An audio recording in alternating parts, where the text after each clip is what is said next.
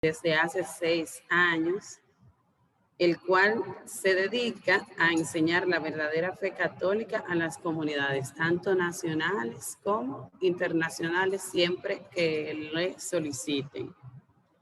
Hijo adoptivo de la Pucamaima, conferencista, tallerista, profesor en la Escuela de Formación San Ireneo de Lyon, talento televisivo y radial e invitado en muchísimos programas, concediendo entrevistas e impartiendo cursos sobre moral, sobre las Sagradas Escrituras, sobre la doctrina de la fe. Es decir, que si escuchamos, no estamos hablando con cualquier persona, es una persona preparada para nuestra charla.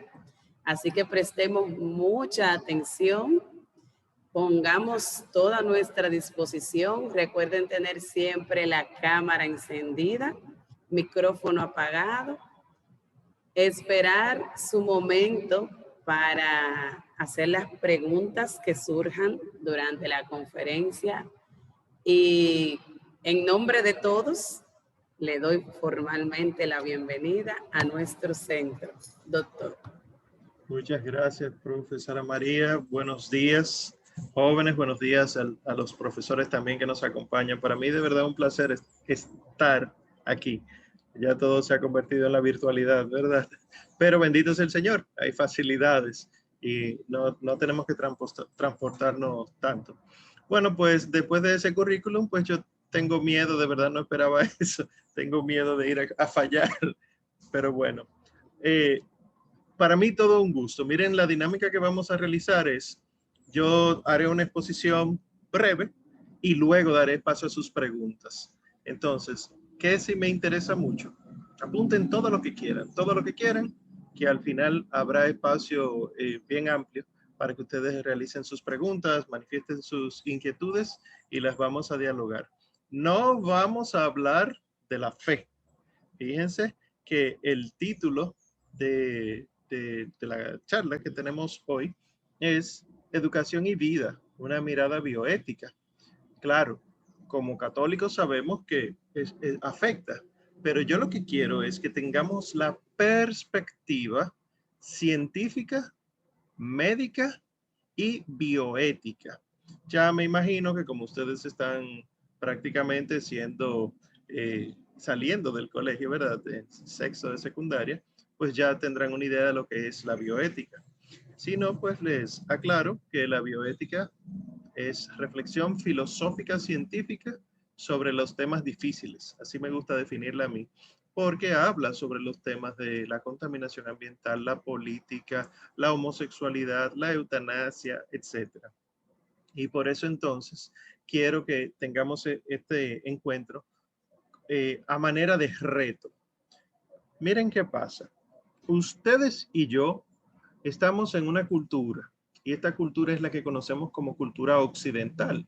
La cultura oriental, me imagino que sabrán que suele uno referenciarla a la cultura árabe y a la cultura en gran parte china, pero también están el resto de la cultura de toda la Mongolia, toda la Siberia y bueno, pues de la península índica, de Oceanía, etc.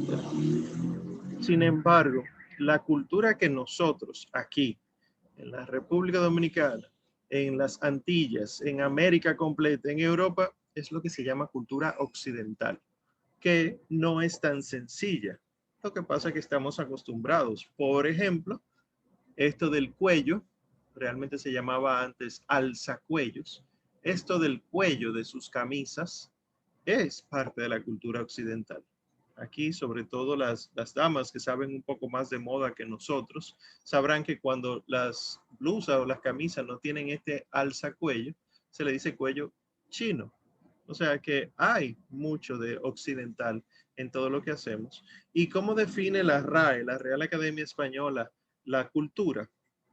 Como el conjunto de conocimientos que permiten a alguien desarrollar su juicio crítico. Eso es cuando alguien es culto, cuando alguien tiene cultura, no es que necesariamente sabe escuchar una melodía de Beethoven, sino que sabe que existe todo este concurso artístico, por ejemplo, y puede emitir juicios críticos de las otras realidades musicales. Y eso es solo el ejemplo de la música. Así pudiéramos hablar de la vestimenta, pudiéramos hablar de las agricultura, fíjense que son culturas, etcétera. Pero la segunda definición es la que me interesa, que dice que es el conjunto de modos de vida y costumbres, conocimientos y grado de desarrollo artístico, científico, industrial, en una época, grupo social, etcétera. Eso es la cultura. Todo lo que ha hecho que, en nuestro caso, la República Dominicana sea lo que es y América sea lo que es, esta cultura es la cultura occidental. ¿Qué pasa? Que nuestra cultura occidental tiene el sistema universitario, la preservación del acervo greco-latino. ¿Qué es esto? Todo lo que ustedes y yo sabemos de pensamiento filosófico o es platónico, aristotélico, es decir, de Platón o de Aristóteles, y que fue preservado por los latinos, los romanos, y que llega hasta nuestros días. Igual las mismas enseñanzas académicas. El hecho de que, por ejemplo, haya cuadernos a los que uno le dice cátedra, realmente viene de la antigüedad romana, donde y griega, donde el maestro se sentaba en una silla de catre, 4 patas. Y desde ahí entonces impartía su cátedra y los estudiantes pues tomaban cátedra, apuntaban la cátedra. Y luego degenera en el concepto que tenemos de cuaderno, ¿verdad? Pero esto es enseñanza académica, este sistema, las contribuciones a la ciencia, los derechos humanos y derecho internacional, la educación, incluso la caridad. Incluyo aquí la caridad, porque si se fijan, nos basamos solamente en lo racional y hay cosas que no es que sean irracionales, pero que la razón no la explica. Esto es, por ejemplo, la caridad. ¿Cómo yo explico que yo quiero mucho a una persona y que a la persona que yo más quiero es la persona con la que yo puedo desarrollar el peor sentimiento de rechazo o de odio? Esto no es racional en el sentido académico, científico, intelectual, pero sí es parte del ser humano y es parte de la cultura nuestra. Entonces, la cultura occidental, donde estamos, que es la de los métodos científicos, la de la masculinidad monogámica. A propósito, estoy poniendo masculinidad porque ahora mismo decir esas palabras, probablemente alguno de ustedes, y perdón, alguna de ustedes, siente que es una imposición patriarcal. Cuando se habla del hombre, está mal. Cuando se habla de la mujer, es liberación, es libertad, por fin.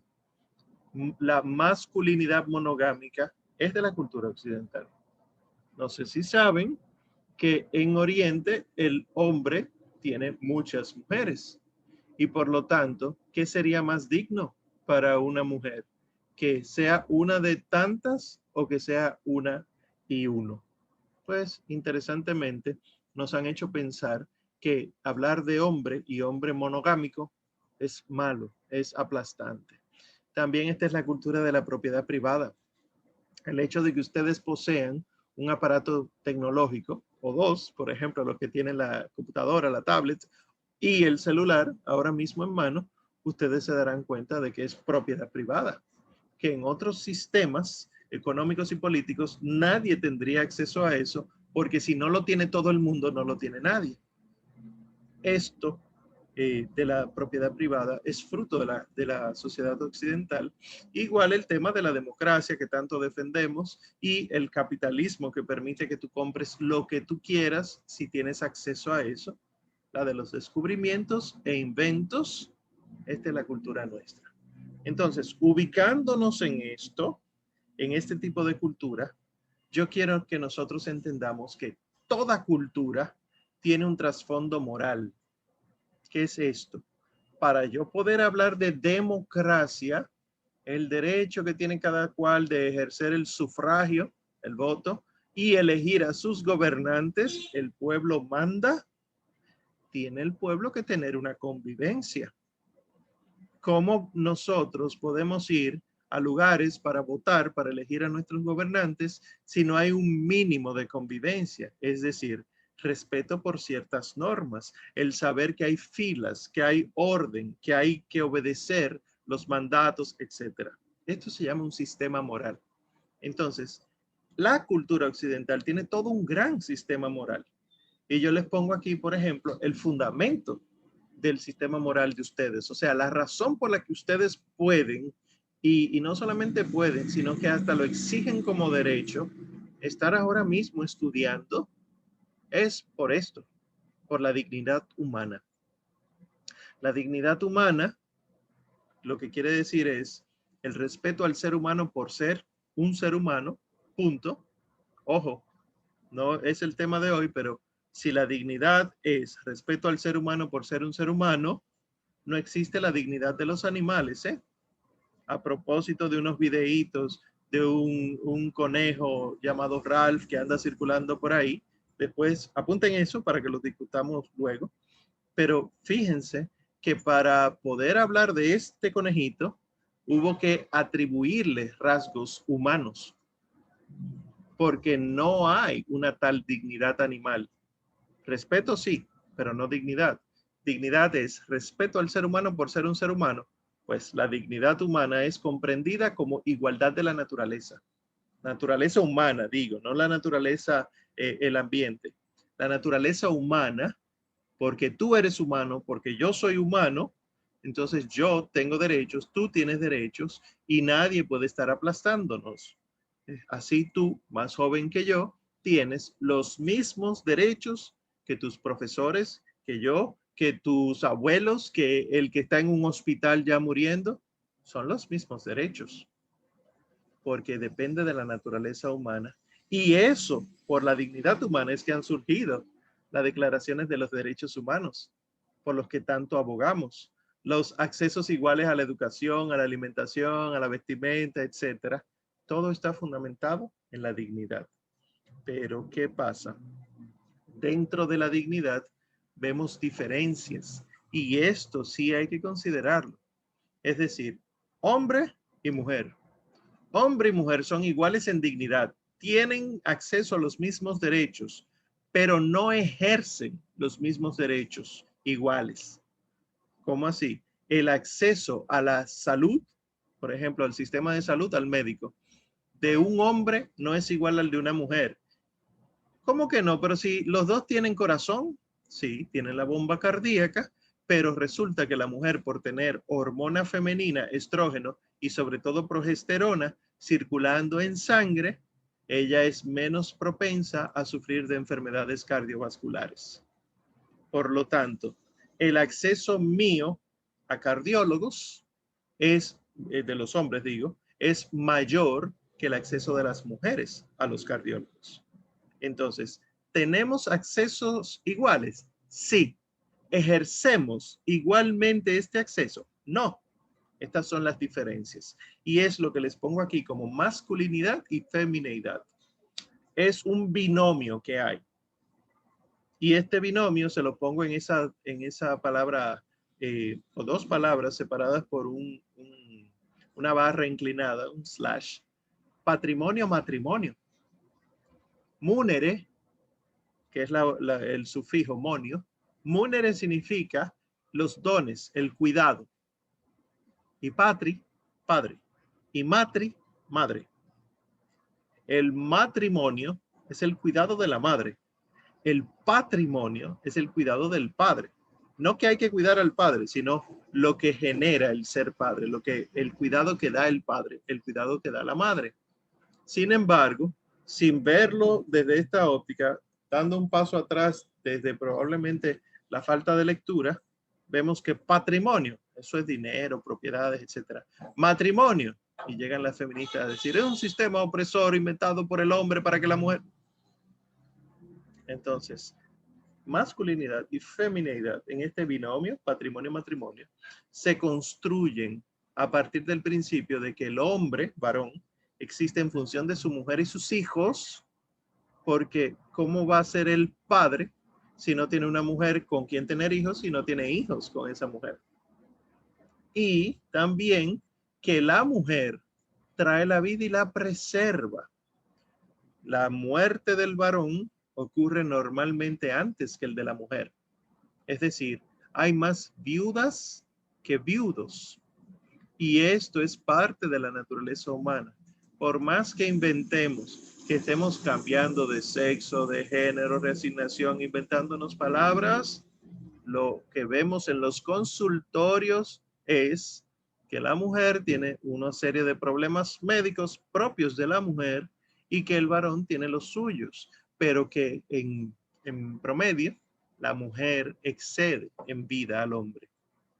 Es decir, el hombre vive menos. Y por eso entonces el honor, la casa, lo que nosotros llamamos casa, según, por ejemplo, las series de televisión que ustedes ven que son, o a propósito del reinado de Inglaterra, que la casa tal, la casa esta otra, esta prolongación, que luego termina siendo apellido, es el honor que da origen a las sociedades.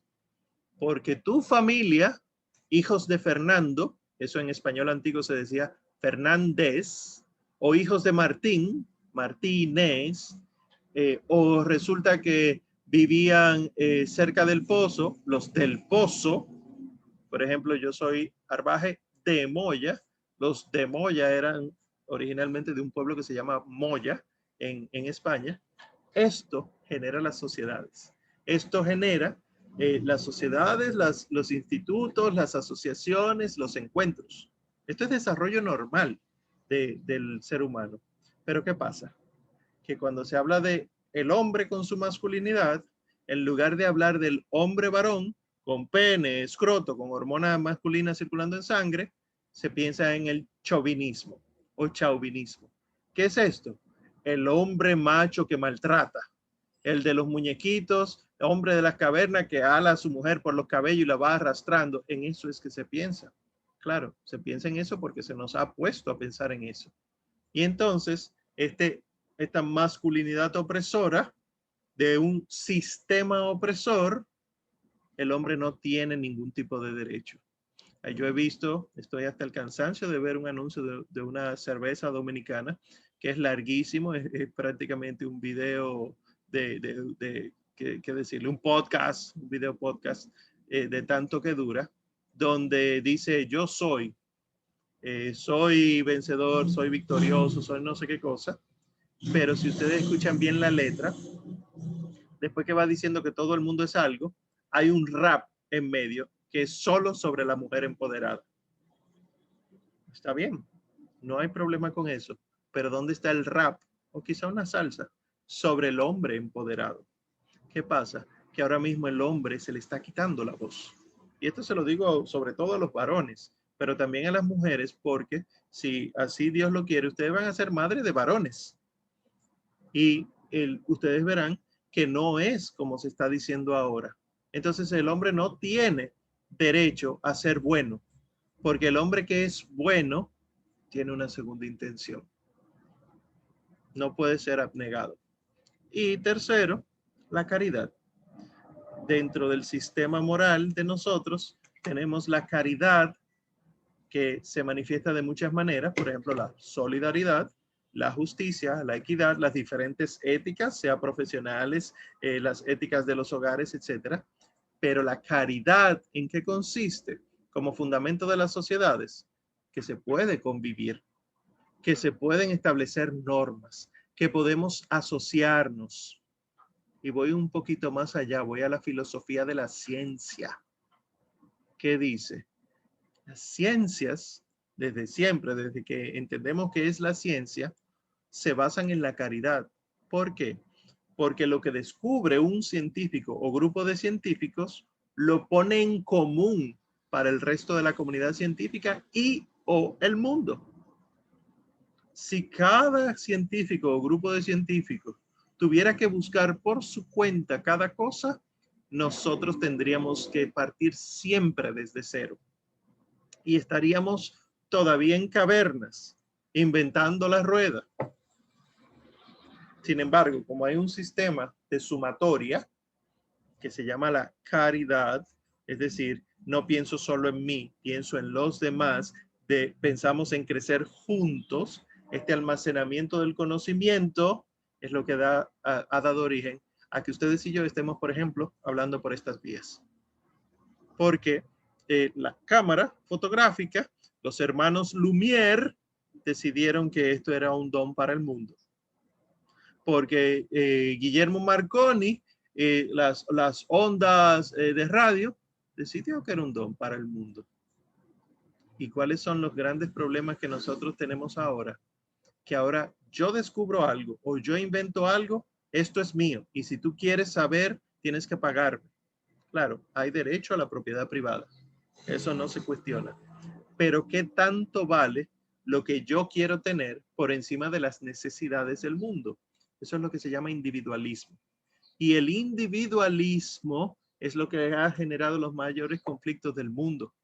Por ejemplo, la escasez de agua en África, la tanta pobreza en el mundo, y fíjense cómo nosotros estamos abogando por cosas que ni siquiera son primera necesidad. Nosotros estamos pidiendo que con todo esto de la pandemia, vacunas, etcétera, se ha experimentado mucho, no voy a hablar de eso, todavía se sigue experimentando y todavía nadie ha querido invertir en curas con enfermedades que lamentablemente son mucho más catastróficas que esto. Entonces yo quiero ponerle un ejemplo, un solo ejemplo. Pudiéramos pasarnos la mañana completa hablando de esto, pero un solo ejemplo de inmoralidad, de cómo estamos quebrantando esa moral occidental, y es esta definición de la OMS. Organización Mundial de la Salud dice, el aborto es la interrupción de un embarazo antes de que el feto pueda llevar una vida extrauterina. Se está claro. Lo único que utilizan palabras interesantes como interrupción. Anteriormente decía terminación, porque ciertamente suena menos fuerte. Si yo interrumpo, así yo termino. Pero esta es la definición que hay ahora. El aborto es la interrupción de un embarazo antes de que el feto pueda llevar una vida extrauterina. Es decir, que si una mujer tiene, por ejemplo, 30 semanas de embarazo y yo interrumpo ese embarazo y la criatura puede vivir fuera, eso no es aborto. Eso es lo que la medicina llama desembarazo. Pero si yo lo que hago es quitar esa vida, o sea, interrumpir el embarazo, cortar el embarazo de la mujer, para que la criatura se muera, o sea, la intención es esa, es lo que se llama aborto.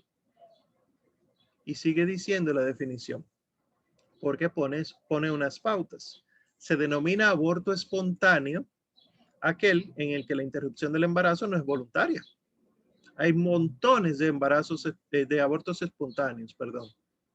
Pero ¿cuál es la razón primera de abortos espontáneos? Incompatibilidad con la vida. ¿Qué es eso? Cuando se unen el óvulo y el espermatozoide, que por alguna razón ese óvulo o el espermatozoide tenía un exceso de información, es decir, en lugar de tener pares de cromosomas, 46 cromosomas, realmente tenía 48 cromosomas. Esto automáticamente es abortado porque no puede formarse. Igual si falta información. Si en lugar de los 46 cromosomas, 23 pares, ¿verdad? Nosotros tuviéramos 21 pares de cromosomas, aborto espontáneo. Y la mayoría de estos abortos espontáneos, la mujer ni se entera. Ya si es un poquito más avanzado, cuando hay otros tipos de trastornos en genes, que el embarazo puede llegar a las 8 semanas, por ejemplo, y empiezan las amenazas de aborto. Ya eso es aborto espontáneo. Pero hay otro tipo de aborto que es el provocado, el que se debe a una interferencia deliberada. Entonces, ¿qué pasa? Que esto que se está hablando en nuestra sociedad y en el mundo sobre el aborto ahora mismo, el tema de las causales, es aborto provocado. No es aborto y ya, es aborto provocado. Es a propósito que se va a terminar con esa vida. Y entonces pone la definición acá, y eso sí quiero comentarlo rápidamente, de aborto terapéutico. Se entiende por aborto terapéutico el que se practica por indicación facultativa, es decir, de un especialista, cuando la vida o la salud de la mujer se ve amenazada por la continuación del embarazo o cuando la salud del feto está en peligro a causa de factores congénitos o genéticos. ¿Qué pasa? Que cuando ustedes vayan a estudiar medicina, los futuros médicos de acá, verán que no se le hablará de aborto terapéutico desde el libro, sino que eso es una materia o un tema, perdón, que el profesor le hablará a partir de artículos. ¿Por qué? Porque la medicina no reconoce el aborto como terapia. Es como que yo les dijera a ustedes, vamos, Omar, tengo dolor de cabeza muy fuerte, ningún medicamento me lo ha quitado, yo te tengo la solución, te corto la cabeza. Pero eso me mata, pero te quita el dolor de cabeza. ¿Entienden? Como que es un poquito ridículo. Pues más o menos esto es lo que es el aborto terapéutico, que tiene muchísimas consecuencias para la mujer y también para el hombre. Pues yo tengo dos preguntas. Si ciertamente estas definiciones que tenemos en la OMS son científicas, son para el bienestar del ser humano, yo tengo esta pregunta. ¿Igualdad y equidad no son para todas las personas? Ustedes saben que la igualdad es recibir el mismo trato todos sin considerar las diferencias que hay. Y la equidad, recibir cada uno lo que le corresponde o lo que merece, tomando en cuenta las diferencias, ¿verdad? Entonces, la mujer merece atención. Estamos totalmente de acuerdo. Y la criatura no es persona. Y aquí empiezan los conflictos bioéticos. ¿Por qué? Porque una de las cosas que se está haciendo es quitar el concepto de persona del vientre. ¿Cuándo empieza una persona a ser persona? Y entonces dicen algunos, ojalá no sea entre ustedes, pero puede que los haya. No nos hemos puesto de acuerdo en eso. Es que no hay que ponerse de acuerdo. ¿Cuándo empieza la matita a ser matita? ¿Cuándo empieza la semilla o deja la semilla de ser semilla? Son procesos que nosotros no podemos definir porque son muy interiores. Pero podemos ponernos de acuerdo, sí, en describir las cosas nuestras, pero no en describir las cosas de la naturaleza sin tomar en cuenta la naturaleza. Y la segunda pregunta que yo hago es, ¿acaso no había ya determinado la ciencia que un ser humano empieza en la fecundación? Bueno, pero eso ya está cambiando.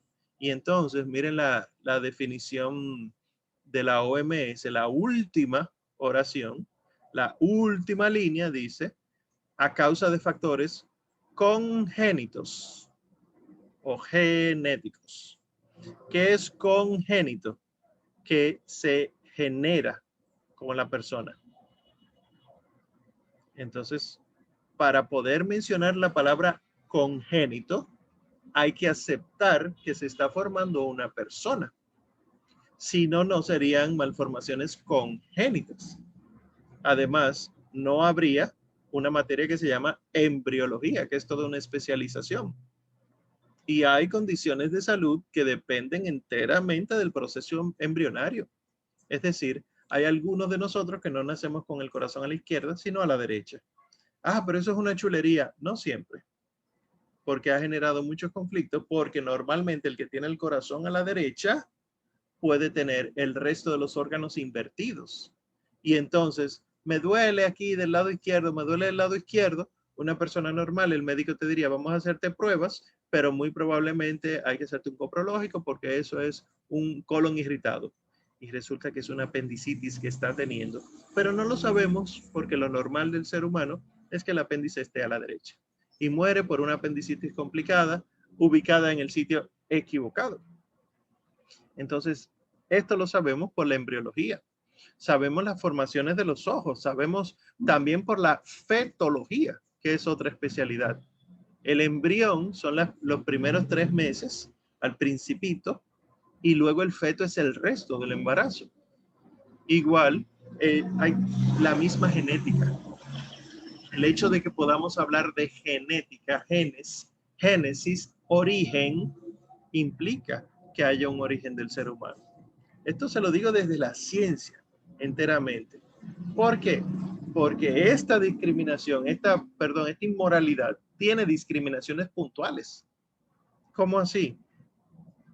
Bueno, es que no estamos hablando de cualquier aborto, sino el aborto cuando la vida de la madre está en riesgo. Pues yo les diré, y ustedes han leído recientemente un caso en Argentina de aborto libre y gratuito, supuestamente seguro, que acabó en la muerte. ¿Por qué? Esa fue la que llegó a la prensa por ser una feminista de la nueva ola, porque estamos todos de acuerdo con que la mujer debe dársele todos los derechos que ella tiene. Ese feminismo de la primera ola. Y el feminismo de la primera ola lo que defendía era el acceso a los lugares de trabajo igual que los hombres, etc. Estamos totalmente de acuerdo con eso. Con lo que no estamos de acuerdo es que la mujer y el hombre son iguales sin importar la diferencia. Ciertamente no. Somos iguales en naturaleza, pero no ignorando lo que nos diferencia. Entonces, ¿qué pasa? Que hacer el aborto, inducir un aborto, provocar un aborto, nunca está libre de riesgos. ¿Por qué? Piensen, por ejemplo, en sacarle una muela. Vas al odontólogo, no sacártela, una limpieza. Vas al odontólogo, te limpian, resulta que te hieren un poquito, de repente ya tienes herpes. Porque hubo una mala instrumentalización, se limpiaron de manera inadecuada las herramientas. O te sacan la muela y resulta que se te infecta. Y esa infección pues se te va a la mandíbula, se te va a hueso. No hay ningún procedimiento médico quirúrgico que no tenga riesgos. No lo hay, porque el cuerpo no fue hecho para que nosotros interviniéramos en él. Estamos interviniendo, yo diría por pura gracia de Dios, y hemos aprendido a manejar los efectos secundarios, pero el cuerpo no fue hecho para eso. Y por lo tanto siempre hay consecuencias.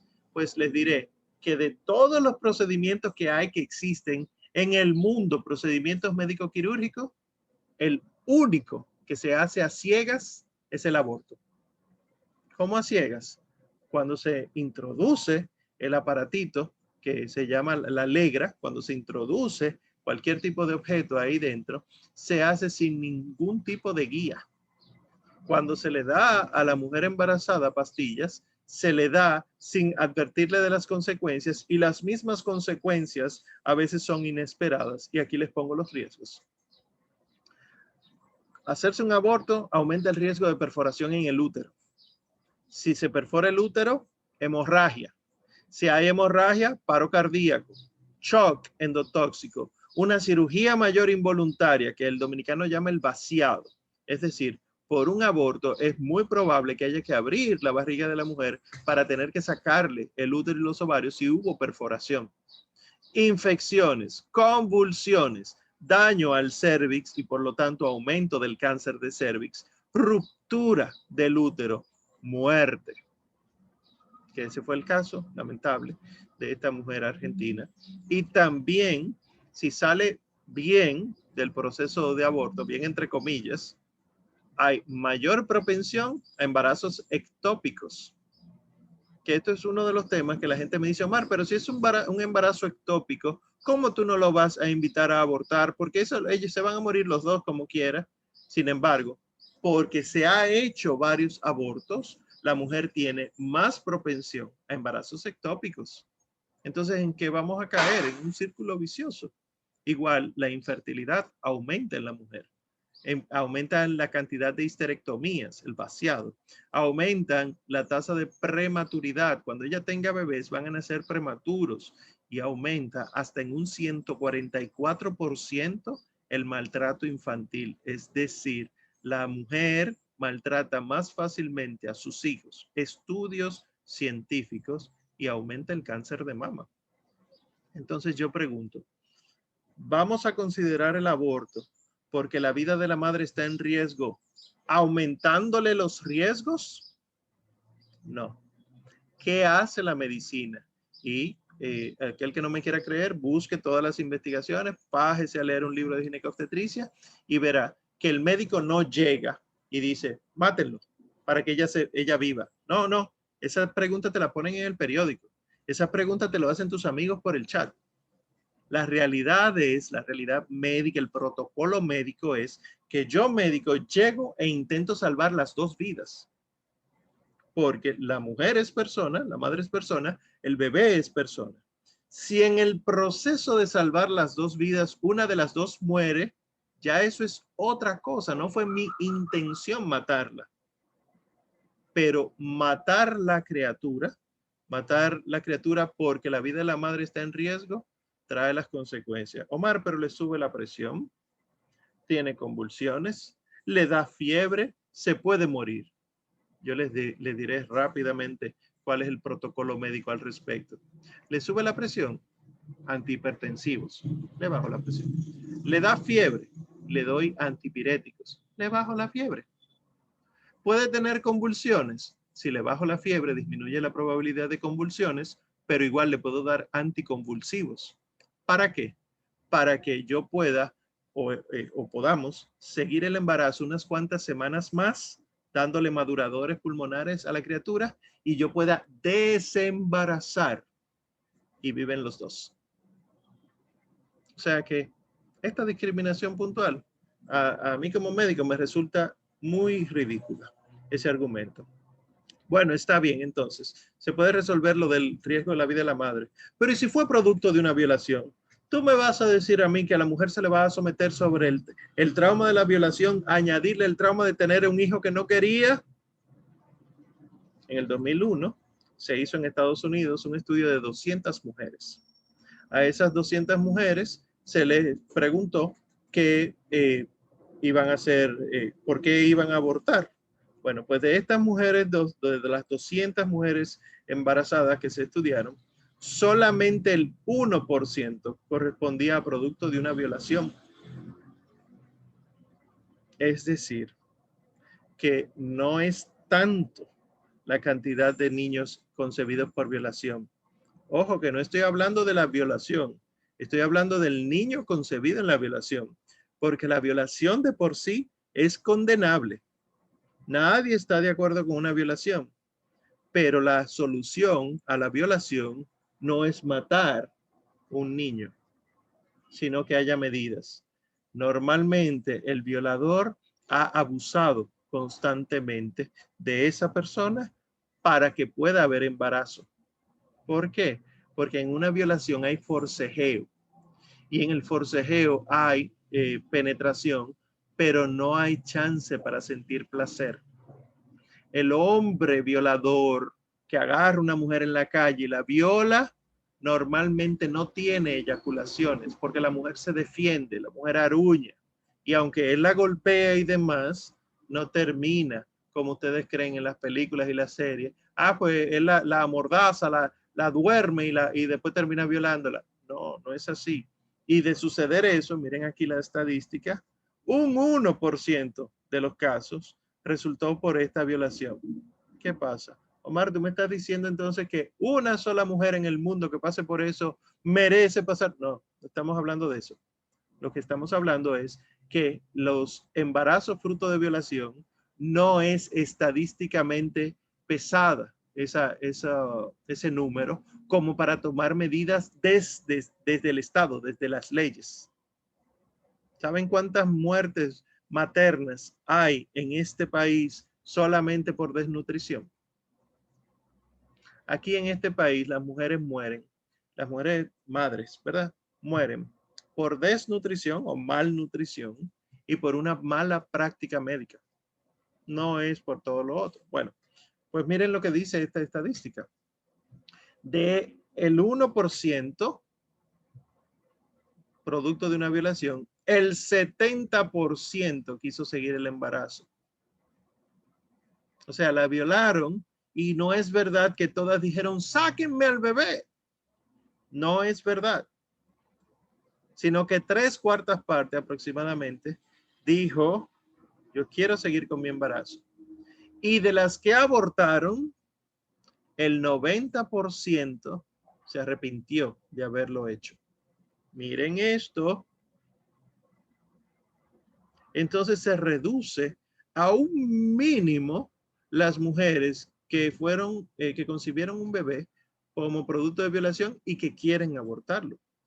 Hay otros estudios, como no es mi especialidad, no quise ponerlo aquí porque es de psicología y no soy especialista en esto, pero hay estudios psicológicos que lo pueden encontrar en internet donde se demuestra científicamente que cuando una mujer concibe un bebé por violación, agregarle el trauma del aborto es peor que dejarla tener el embarazo. ¿Por qué? Porque psicológicamente la mujer tratará de compensar el trauma con algo y ese algo normalmente es el bebé. Pregúntenle a sus madres si están conscientes constantemente de su proceso de parto. La mujer parió con dolor y desde que le ponen el bebé encima se le olvida. Racionalmente puede recordarlo, pero no lo suficiente como para rechazar el bebé. Ah, este me produjo dolor. Fíjense cómo funciona el ser humano y les diré algo. Hay unos colectivos de mujeres en el mundo, pero voy a hablar del de aquí, de nuestro país. Uno de ellos es Profamilia, que se encarga de decir que incluso en este país hay 100.000 muertes por aborto clandestino. 100.000 muertes al año por aborto clandestino. Y cuando tú revisas las estadísticas que están en el Ministerio de Salud, tú descubres que en el 2019, que es la estadística un poquito más normal, ¿verdad? Por lo de la pandemia, las muertes maternas del año fueron 197. ¿Dónde están las otras 99.800? Es mentira. Y esas son muertes maternas, es decir, de las mujeres embarazadas en nuestro país, en un año van a morir 200. ¿Cuántas de esas mueren por aborto clandestino? 10. Entonces, está la excusa del aborto clandestino y es mentira, porque si es clandestino, ¿cómo sabemos las estadísticas? Ah, porque murió. Bueno, pues entonces viene otra discriminación, la otra causal y ya casi acabo. Bueno, lo que pasa es que el bebé viene con malformaciones que son incompatibles con la vida. Ya yo les dije que la incompatibilidad con la vida genera un aborto espontáneo. Pero es que tú no puedes someter a una madre a pasar por todo ese sufrimiento, sobre todo en este mundo, si ella no tiene dinero, si no hay una balsa de agencias que ayuden entonces el problema no es el bebé con malformación, el problema es el Estado. ¿Cómo así?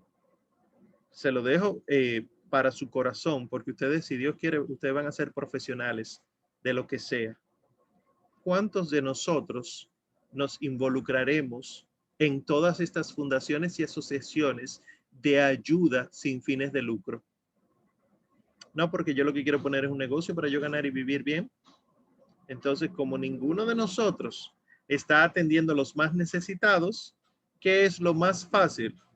Que dejen de parir. Y es más, si quedaron embarazadas, que aborten, aborto gratuito ya libre. Y lo que caemos es en una espiral que no tiene fin. ¿Por qué?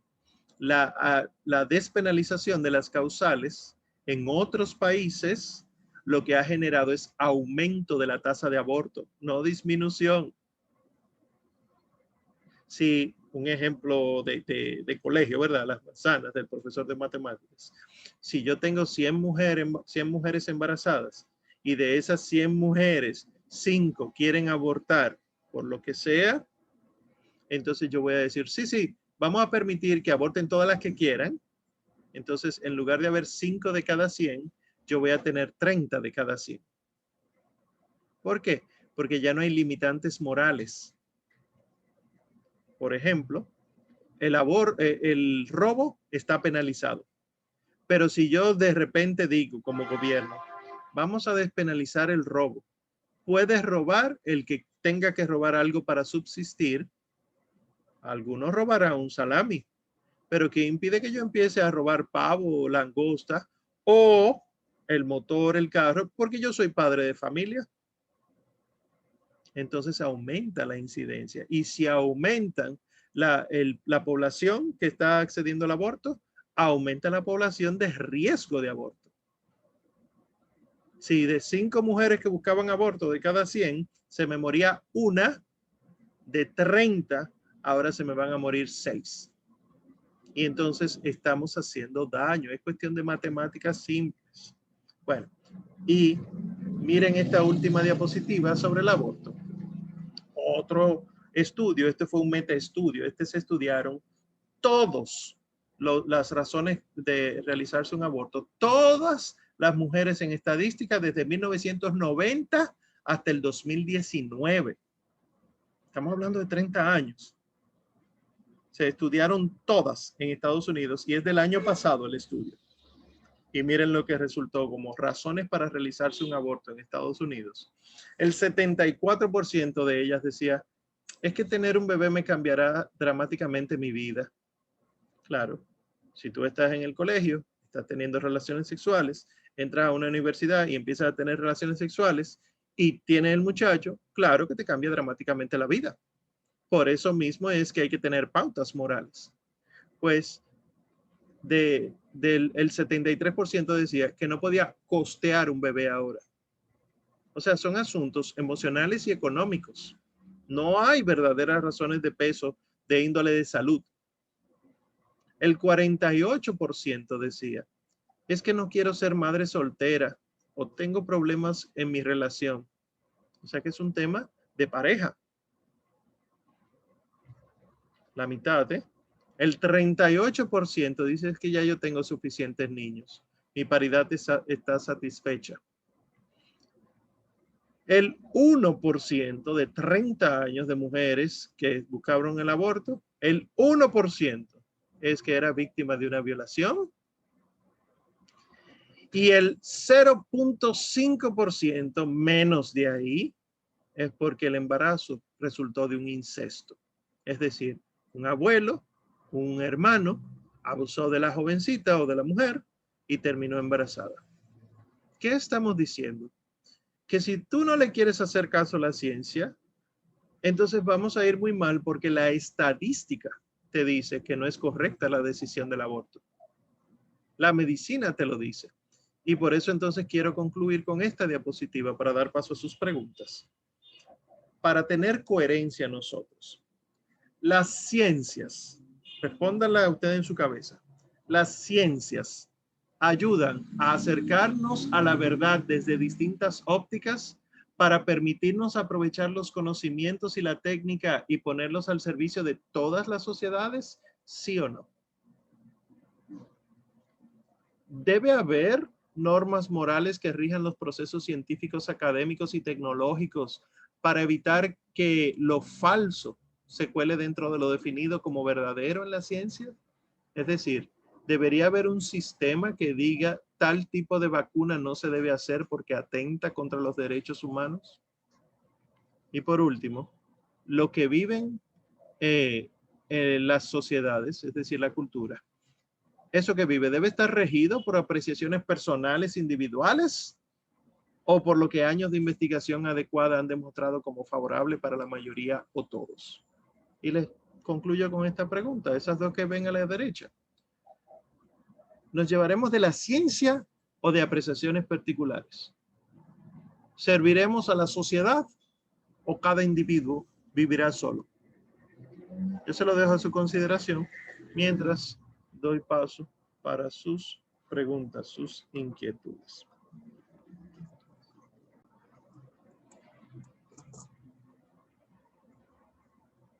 Veo a Juan Francisco con la mano levantada. Adelante.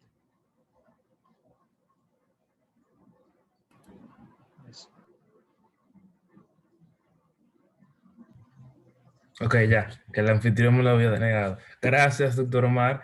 Yo tengo dos preguntas en realidad. Sí. La primera es la siguiente. ¿Cuándo nace la sociedad patriarcal? Interesante pregunta. Lo que el feminismo de ahora dice sociedad patriarcal, no es la sociedad patriarcal. La sociedad patriarcal histórica, la de la antigüedad, ha existido desde siempre. La Biblia tiene una respuesta de que Dios crea primero al hombre y luego a la mujer, pero olvidándonos de la Biblia y ustedes revisando que los hombres de las cavernas y demás, ustedes verán que las sociedades cualquiera siempre han sido más patriarcales que matriarcales, que ha habido matriarcados, pero que los matriarcados han sido como excepciones en cualquier sociedad. Vayan a donde ustedes quieran. No es un tema de religión. Tú puedes ir a un sitio aislado en Amazonia y tú encuentras un patriarcado. Entonces, el patriarcado no es malo. El heteropatriarcado, que es un patriarcado donde existe hombre-mujer, pero el hombre está al servicio de la mujer, aquí en la sociedad occidental llamamos, en la cultura occidental llamamos caballerosidad, no es opresor. Está en función de la mujer. Ahora, el supuesto heteropatriarcado machista opresor que las feministas de la tercera ola dicen que existe, que no es cierto, según ellas empezó con el cristianismo, que la gran culpa es de la Iglesia Católica, porque tiene una estructura enteramente de hombres, dirían ellas, machistas. Sí, porque por eso también anteriormente en un debate que yo estaba viendo con Agustín Laje y, y no recuerdo el otro, la otra persona, hablaban de eso, de que la sociedad, de hecho Dios lo pone como hombre, el Papa es hombre, los presidentes, la mayoría son hombres, y ponían estos ejemplos, y eso creo es interrogante en mí, y la quería también hablar con usted. También, Pues la, déjame, perdón, decir algo, adelante. perdón que te interrumpa. Hay un libro que yo les recomiendo, si saben leer en inglés con facilidad. Se llama Why Gender Matters. ¿Por qué el género, el sexo importa? Es un científico, psicólogo, que describe capítulo por capítulo las diferencias entre hombre y mujer y por qué es necesario que se den para que exista la sociedad. Why Gender Matters. Y él se llama Leonard Sachs. S-A-X. Perfecto, gracias, lo voy a tener en cuenta. Y la otra interrogante que yo tenía fue que usted anteriormente, en su exposición, dijo que mencionaran o que anotaran el conejo Ralph, que usted iba a hablar de eso. Sí, gracias. El conejito Ralph. Miren, todo el mundo se ha dolido con Ralph, pero para que nosotros nos doliéramos con Ralph, hubo que darle actitudes humanas a Ralph. Ralph tiene una familia, Ralph se levanta, se cepilla los dientes, Ralph habla de sus antepasados. Omar, pero es que hay que defender a los animales. Es cierto, el ser humano debe evitar el maltrato animal. Pero miren qué tan curioso nos han volteado la torta, que Ralph ha sido motivo de dolor para todo el mundo, pero los abortos son un derecho. Un conejo que no existe, ese merece nuestro dolor. Niños abortados, eso merece que yo diga, no son niños, son un montón de células. No publiquen eso y empiezan a bloquearte. Entonces, sepan que para que Ralph tenga sentido, tiene que ser humanizado. Pongan un conejito sin esas actitudes humanas de Ralph y verán que mucho más de la mitad de la gente sigue en adelante las publicaciones y dice, no me importa, y sigue así el Instagram. ¿Por qué? Porque hay algo humano que aunque no lo queremos aceptar, yo me conduelo por el perrito de la película, se muere el perrito de la película, yo lloro, pero me han entrenado a que no me duela si matan al malo. Entonces, el sistema de ahora es hacerte creer que el que quiere que siga el embarazo es el malo, que la criatura ahí adentro es un parásito, que le va a hacer la vida imposible a la mujer, a la familia, y entonces que muere el malo, punto. Después, si quieren, hablamos más profundamente de Ralph y las implicaciones antropológicas. Indira tiene la mano levantada. Ahora sí. Hola. Realmente estuvo muy buena su intervención, realmente tengo que decirle eso, pero no estoy tan de acuerdo con usted con respecto a lo del aborto. Cabe destacar que usted sacó estudios que se hicieron en Estados Unidos. Lamentablemente no podemos comparar Estados Unidos con República Dominicana. Nosotros somos muy lejos de llegar a ser como Estados Unidos. Entonces, vamos a suponer que allá las tasas de violación sea muchísimo menor que las de aquí. De eso yo puedo estar algo segura, porque aquí hay campos en donde eso es, no, yo no diría, bueno, sí, yo puedo darme el lujo de decir que es normal que en el campo se violen niñas de 9 años, 8, 13, 15, que ya a los 19 hay niñas que ya tienen hasta 3 hijos. Entonces,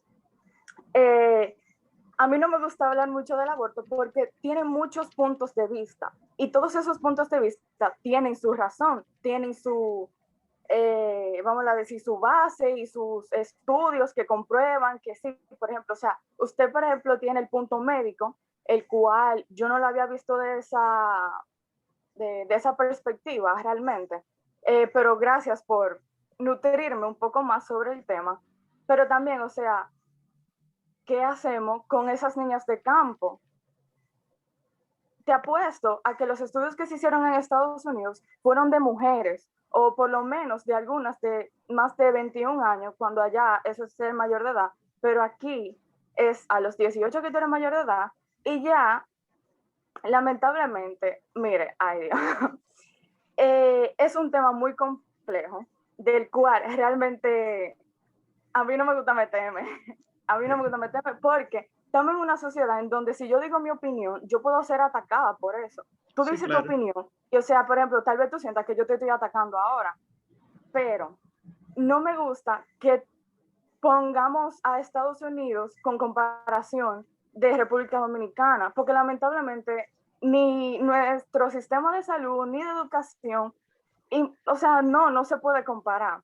Entonces, yo digo que para darnos el lujo de hablar aquí en República Dominicana sobre el aborto, nosotros tendríamos primero que sacar un estudio de quiénes son las niñas que se quieren realizar un aborto, de las mujeres, perdón. Entonces ahí ver, ok, ¿cuántas niñas se quieren? Ah, tenemos 50 niñas. Ok, ¿cuántas mujeres? Tenemos 20 mujeres que porque se les da la gana es que quieren hacer su aborto. Pero ¿y las niñas? Las niñas yo digo que también tienen derecho a un mejor sistema de salud, un sistema de educación que se pueden graduar y eso lo pueden hacer con un... Perfecto, gracias por todo eso. Ciertamente los estudios fueron de Estados Unidos porque aquí no existe la estadística que sea tan confiable. ¿Por qué? Sí está la estadística. La Oficina Nacional de Estadística, específicamente en el boletín que salió en septiembre del año pasado, dice que en total las violaciones por mujeres fueron, mujeres violadas fueron 6. ¿Qué pasa? Que en un estudio, 6 en función de 11 millones no es estadísticamente relevante. Entonces tenemos que irnos a otras sociedades. Pero si nos vamos a la estadística de acá, 6 de 11 millones, tú sabes que es 0,000. O sea, estamos hablando de nada. ¿Qué pasa? Que en nuestro país las niñas son violadas, pero no como tú dices. En los campos, la iniciación sexual, lamentablemente, es a los 12 años, pero no por violación. Si hacemos las estadísticas de violación en nuestros campos, veremos que la violación en el campo es menor que en la ciudad, por la misma dinámica de la metrópolis. Si puedo conseguir esos datos, que ojalá si pudiera yo ir allá a la oficina para pedirlo, veremos que no hay tales violaciones. Ahora sí, hay violaciones, de que hay, pero no en un número tan relevante, exagerado. Fíjate que estas 6 de 11 millones dominicanos es comparable a las poquitas que yo les mencioné de Estados Unidos, que son muchos más millones. Entonces, el problema nuestro es la iniciación sexual. No es, las niñas están quedando embarazadas temprano, es imposible que aborten. ¿Qué? ¿Qué fue lo que pasó en el discurso? Lo que deberíamos decir es, las niñas están quedando embarazadas temprano, vamos a dar educación sexual. ¿Para qué? Para que la iniciación sexual no sea a los 12, sino que esperen a los 17, 18, 20, como quisiera uno, clase media, clase alta. Pero la realidad es que la situación social cultural de clase baja no es igual que la clase media y la clase alta. Y citando otros países, lamentablemente, donde sí han hecho estudios, las mujeres de clase baja no quieren aborto. No sé si vieron un video de las campañas que se estaban haciendo frente al Congreso, que estaban los 40 días por la vida rezando el rosario y demás, que fueron unas mujeres mayores vestidas de verde pidiendo que sí, que despenalizaran las causales, y cuando llegaron allá, que las llevaron en un autobús y demás, vieron que estaban rezando el rosario y ellas sacaron su rosario y se fueron a rezar con los que están a favor de la vida. Y cuando hablaron con los que estaban a favor de la vida, eso es un video en Twitter, cuando hablaron con las que estaban a favor de la vida, dijeron, nosotros no sabíamos que era para eso. No, claro que no, nosotros no queremos aborto. Entonces, sí, mi consejo, ¿verdad? Científico es, no se lleven de la prensa. O sea, oigan lo que dice la prensa, sí, porque hay que formarse una opinión, pero busquen a ver si es verdad, porque lamentablemente se está manipulando tanto que ustedes mismos y yo llegamos a pensar, oye, pero esto es exagerado. Tantas mujeres muriendo, hay que tomar medidas, porque estamos hablando de 100,000 al año. No, no son 100,000 al año, son 10. Y estas son, ¿verdad? De las que mencioné ahorita, muertes por aborto, 10 de 11 millones. No hay que tomar una medida estatal. Bien. Nora tiene la mano levantada. Y la profe... ¿Se escucha ahora? Sí, se escucha. Ok. Yo quería compartir que siendo colombiana es eso, o sea, un ejemplo, allá, por lo de la guerrilla, el narcotráfico y todo eso, hay mujeres que quedan embarazadas. Eso sí. Y ellas sí quieren tener a sus hijos, ya sea por violación o lo que sea. Pero ¿qué sistema se implementa allá? Que, ¿cómo le digo? O sea, las duermen, las violan, les hacen todo eso. Yo no estoy de acuerdo con nada de eso. Primero porque el aborto es una vida, o sea, sí. Es como decir, ¿qué tal si yo fuera el fruto de esa violación? Y mami, o sea, en eso yo no me meto por eso. Pero en Colombia pasa mucho eso, y por eso hay mucha gente que no se muere por, o sea, el aborto en sí, pero sí por la culpa. Sí. Entonces ahí hay que ver. Sí, no, gracias por ese aporte. Ciertamente, miren, por ejemplo, esa diferencia con nosotros. Las guerrillas sí hacen eso, pero entonces la solución no es el aborto, sino la guerrilla. Vamos a acabar con la guerrilla, que no es tan fácil. Hay años de diálogo, malos diálogos, etcétera. Pero el aborto viene a ser como que alguno de ustedes estuvo en un accidente, llega donde mí y yo digo, pónganle muchas curitas, que eso se resuelve solo. No, con curitas no se resuelve. El problema de las niñas embarazadas a temprana edad es con educación sexual. El problema de las mujeres de los embarazos por violación es atacar a los violadores con régimen de consecuencias. O sea, estamos fijándonos en otras cosas. Y entonces llega a mí, yo médico, científico, llega a mí todo esto y ahora mismo yo no sé qué hacer. Me lavo las manos y digo, no, nada que ver con eso. Todo el mundo tiene su opinión, pero sí les diré algo. Todo no es opinión. Tiene que haber verdades. Si no hay verdades, dejen esto que no hay clase, ¿eh? Quisieran algunos de ustedes. Grisel, adelante.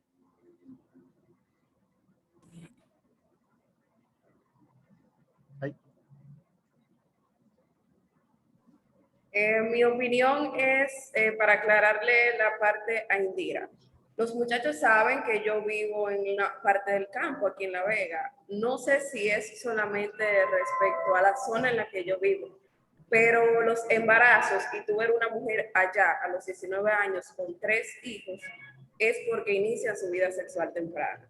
Yo estudié en un liceo de esa misma comunidad y en mi generación fue muy baja la tasa de jóvenes embarazadas antes de terminar por lo menos la secundaria. Pero en grados menores a los nuestros, sí había muchas niñas que se casaban y empezaban a tener niños. En el de nosotros, en mi generación, fue de la que más profesionales salieron de los últimos años, donde menos estudiantes salieron embarazadas y se casaron, pero eso pasó en mi grado. Nosotros sí éramos testigos de eso. Estudiantes que a los 13, 14 años ya se iban con el novio quedaban embarazadas, pero a partir de ahí empezaban a tener niños, que yo tengo 25 casi, y hay algunas que tienen 4 de mi edad o menores, con padres diferentes, pero eso es porque iniciaron su vida sexual temprana. Yo no sé si eso influyó, pero en mis grados de sexto, séptimo y octavo de secundaria, que en ese tiempo todavía teníamos esa modalidad, nos impartieron educación sexual, nuestra orientadora en ese tiempo. Y yo puedo hablar desde el punto de vista de mis compañeros de promoción. Casi todos tuvimos nuestros hijos a una edad ya 18, 21, casi todos. Y de mis grados es de donde más profesionales han salido graduados del liceo. No sé si, bueno, supongo que influyó la parte de la educación sexual que se nos dio, pero eso sí yo les puedo decir, donde yo vivo no hay tantas violaciones. Yo le preguntaría a mi madre y a mis abuelos, porque yo no conozco ninguna, quizás en su tiempo se dieron algunas. Sí. Pero eso del embarazo a temprana edad, hablando desde el campo, se da porque se casan a los 13, a los 14, así. Claro. No porque sean violaciones. Exactamente. Gracias por eso, de verdad. Miren qué interesante. Esta es la perspectiva real, no la de los supuestos cuentos de las feministas. Por eso les digo, no cojan todas las opiniones que ustedes ven por ahí, sino váyanse verdaderamente a la ciencia. Y otra cosita, el hecho de que haya quedado embarazada y que a los 19 años ya tenga 3 muchachos, no la hace una mala mujer, sino una mujer que no tuvo educación sexual, punto. ¿Quiere decir que será mala madre, que traerá problemas a esta sociedad? No, porque los bisabuelos de ustedes, los abuelos de nosotros, trajeron muchachos temprano y mire dónde estamos.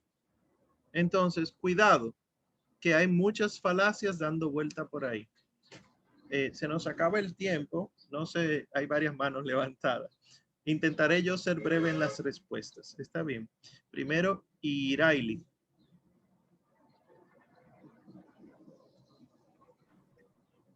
Ok, ¿se escucha? Sí.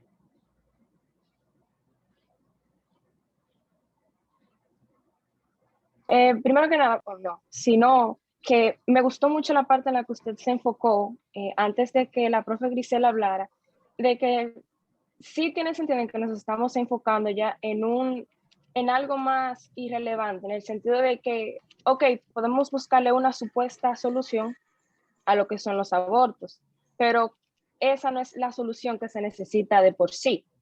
En el sentido es, no le estoy diciendo que soy pro vida, que soy pro aborto, pero sí opino en que para poder solucionar algo hay que quitarlo desde la raíz. Y es con la educación. Y no nada más la sexual. Yo opino que el país está así por la educación en general. Y lo mismo que contribuye. Lamentablemente, estamos en una sociedad donde el Estado, todo lo que tenga economía, todo lo que le tenga ingreso para ellos es lo que le conviene. Entonces, si lo ponemos a ver de ese punto, vamos a suponer, ahora mismo no están legalizados, pero si lo legalizan, todos esos doctores a que les van a pagar, ellos le tienen también que cobrar 1% a los doctores y ese dinero va para el Estado. Ciertamente no es nada un más, negocio. ajá, no es nada más en un nivel personal. Eso va a influir en todo en la sociedad. Entonces, yo opino que lo de educación sexual, yo no me acuerdo si era hace 3 años más o menos, querían implementarlo, pero de mala manera. No sé si ustedes se acuerdan de que en quinto con unos libros que parecían pornografía. Sí. Y no es ese tipo de cosas. Aquí se necesita un procedimiento que vaya justamente acorde a las edades. Y no es por nada malo, pero es un poco penoso darse cuenta de que un niño de séptimo ahora sabe más de sexualidad que yo, siéndole franca. Y yo siento que todo eso influye tanto por la sociedad como las mismas redes sociales. O sea, ¿qué hace un niño de 8 años con Instagram siguiendo una página porno?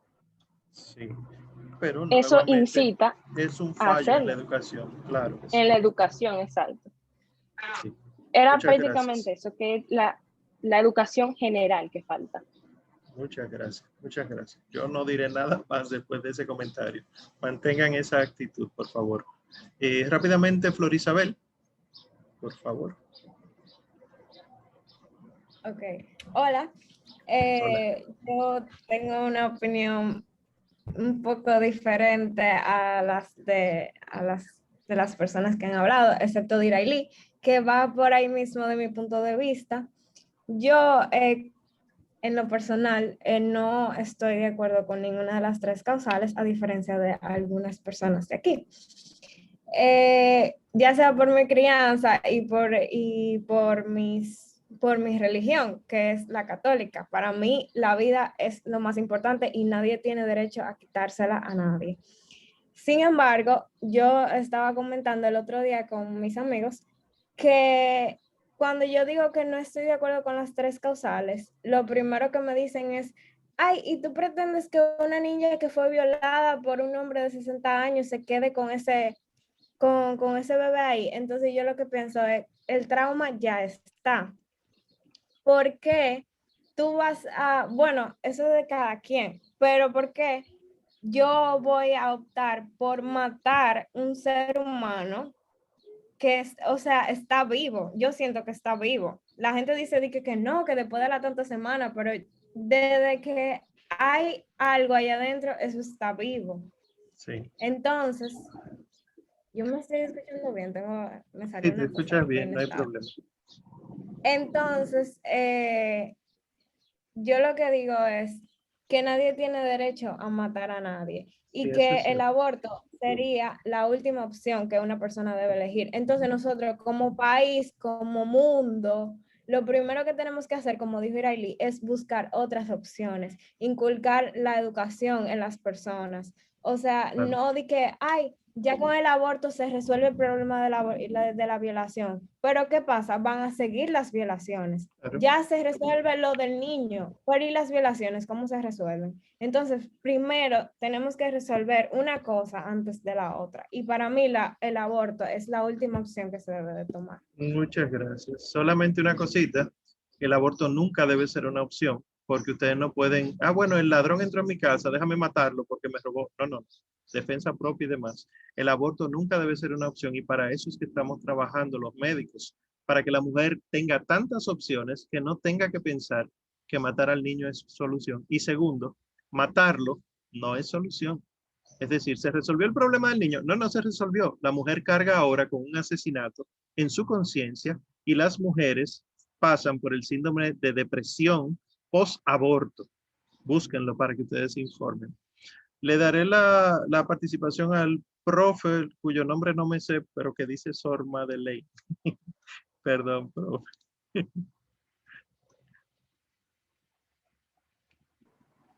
Muchas gracias. Buenos días. Me llama sobremanera la atención, porque yo no manejo las estadísticas de todos esos casos. Usted dijo, la prensa y todo eso mencionan cientos de miles de casos, y que solamente estadísticamente hay 100 y pico, es una diferencia abismal. Entonces yo, aportando un poco a eso que usted dijo, yo les invito a los jóvenes. Yo tengo 47 años. Aparte de que doy clase a diferentes grupos, me muevo en otros círculos donde también hay muchas personas a nivel deportivo, a nivel de comunidades, de iglesia y del sector donde vivo. Yo no conozco casos de muerte en ese tipo. Y yo le digo a los jóvenes que miren a su alrededor cuántos casos han ocurrido, porque si nos llevamos de lo que dice la prensa realmente, es ajeno a la realidad que nosotros vivimos, pero nos dejamos envolver por lo que dicen. Yo particularmente no conozco casos de donde se ponga en juego la vida de la madre, aunque ocurran, pero no los he visto, casi no los he visto. Y eso me llama sobremanera la atención con relación a la estadística que usted dice. Me alienta mucho esa estadística, así que gracias. Qué bueno, profe. Gracias a usted. Le daré la participación a 2 personas más y terminamos, ¿verdad? Juan Francisco tiene la mano levantada y luego Vilady. Antes que yo, quiero decirle a Vilady porque ella tiene más tiempo que yo y yo participé. Bueno, perfecto. Tu mano me apareció antes. Adelante, Vilady. Ok, ¿me escuchan? Sí. Perfecto.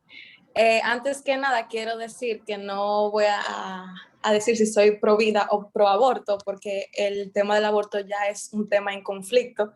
Cualquier persona que hable del tema como que siempre o nunca se va a llegar a un acuerdo, pero considero que cada quien, si llega a abortar o no, cargará con esa cruz. Y como estoy hablando con una de mis amigas, esa persona que aborte o no es la única que le rendirá cuentas a Dios. Eso es lo más importante. Además de que considero que, como dijo Israelito, hay que cortarlo desde la raíz. Y esto se tiene que ver tanto con la educación general, como ella dijo, pero sobre todo la sexual. Creo que en colegios y escuelas públicas deberían impartir clases de sexualidad, clases de más de psicología que se basen en ese tipo de temas para que la gente vea tanto lo pro y contra que tiene. Sí, vamos a hacerlo, vamos a hacerlo. Y que no todo el mundo va a tener una opinión racional de eso, pero que también debemos respetar la opinión del otro sin ponerlo en discusión. Sí, muchas gracias. Miren, chicos, se acabó el tiempo. Juan Francisco, y vi una mano, creo que fue José Daniel. Yo creo que vamos a tener que dejarlo ahí, porque luego sigo con otro grupo. Ojalá pueda yo volver a estar con ustedes, me encantaría. Pero sí les voy a decir algo, porque lo noté en general. No hablen tanto de opiniones. La ciencia no admite opiniones. La ciencia admite verdades.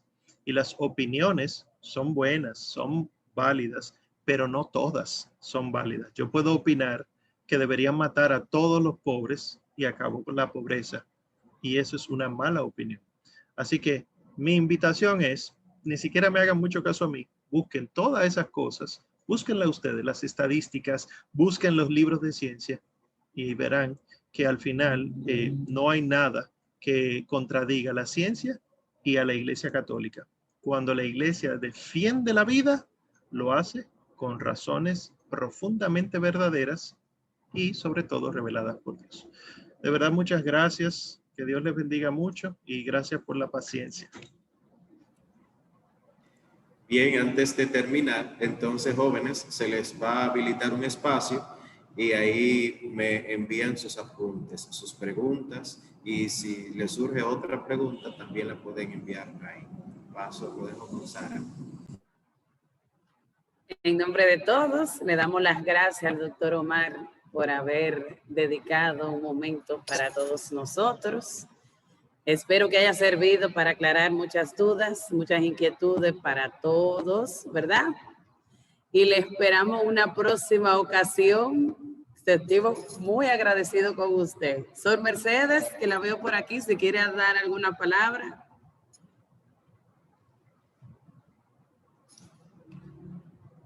O Sor Altagracia, que la veo ahí al lado de Rosario, si quiere decir algo.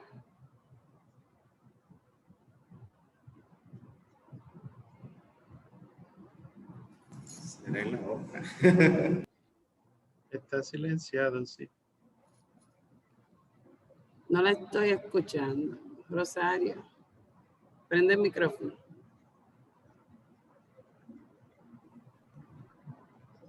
Ahora.